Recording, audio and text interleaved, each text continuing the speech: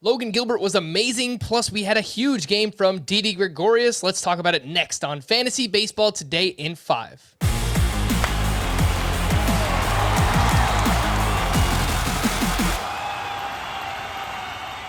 Welcome into FBT in 5. As always, make sure to follow and stream us on Spotify. Today is Friday, July 9th. I am Frank Sample, joined by Chris Towers and Logan Gilbert going up against the Yankees on Thursday. 7 one-hit innings with 8 strikeouts to 0 walks. He has a 2.37 ERA over his last 7 starts. 70% rostered. He's available somewhere, Chris. I've moved him inside my top 50 starting pitchers. Is that too aggressive?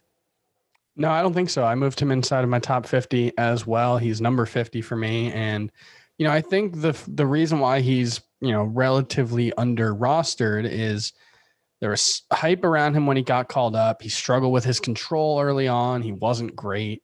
And that can stick in your mind. And that kind of thing can make you think, oh, well, that guy's not good. But he has been really good lately. He's shown the ability to throw multiple different versions of his secondary pitches, depending on what's working and what's not working. The last start, it was his changeup as his primary secondary. Today, it was the slider that was really good. And so I just think we're seeing the version of Logan Gilbert that we hoped we'd see when he got called up, which is a very polished pitcher who has better stuff, honestly, than I thought he would. He averaged 95.6 miles per hour with his fastball. His velocity has been consistently moving up as we've gone on.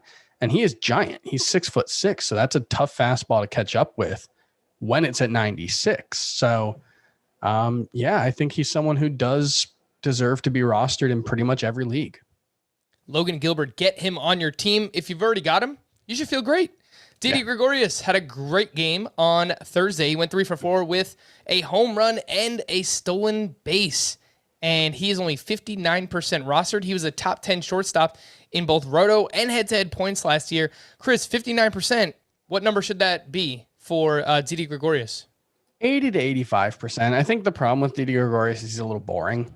There are so many superstar caliber players at shortstop, or at least players who you catch them on the right night and they look like superstars. And then there's Didi Gregorius just chugging away, hitting 350-foot home runs down the right field line, every 4 games or whatever it is. And, he's not sexy, but between 2019 and 2018, when he came back from Tommy John surgery, he played 142 games. He hit like 260 with 26 homers, 100 plus RBI and 80 runs. I think that's pretty much what he is moving forward. So, you're not going to be thrilled to have him, but you're probably not going to regret it either.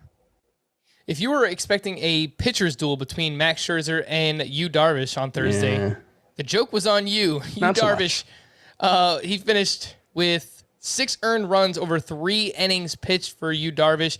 Max Scherzer, 3.2 innings with 7 runs. He was actually spotted an 8-run lead. The Padres came all the way back and won that game. Chris, any concern over Yu Darvish or Max Scherzer following these starts?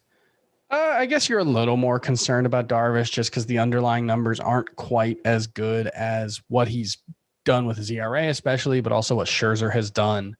The spin rate is a little alarming for Darvish, but the thing that gives me confidence is the fact that when Darvish wasn't pitching well in 2018 and the first half of 2019, it was really his control that let him down. He was just walking a lot of people. He was throwing a lot of wild pitches and hit by pitches.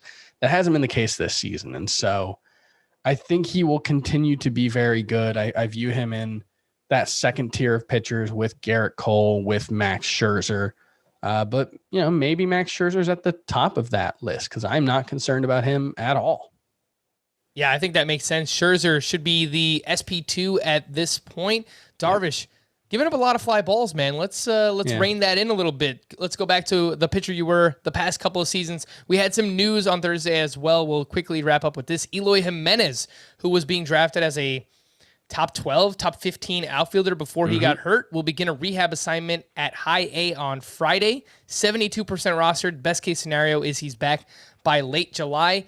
Chris, he might be out there in some shallower leagues, but if someone realizes or doesn't realize the news on him, would you be looking to acquire Eloy Jimenez? Sure, yeah. I mean, I wasn't buying him necessarily as a top 15 or top 12 outfielder coming into the season, but if he's free, I like him quite a bit. He's going to play DH when he comes back, I believe exclusively, given the fact that he tore his pectoral trying to make a home run saving catch during a spring training game. And he's just kind of ungainly out in the outfield, I think is the nicest way to put it. But he can mash. And if he's healthy, he can be a huge addition for your fantasy team in the second half of the season, especially if we get, him back at the end of July.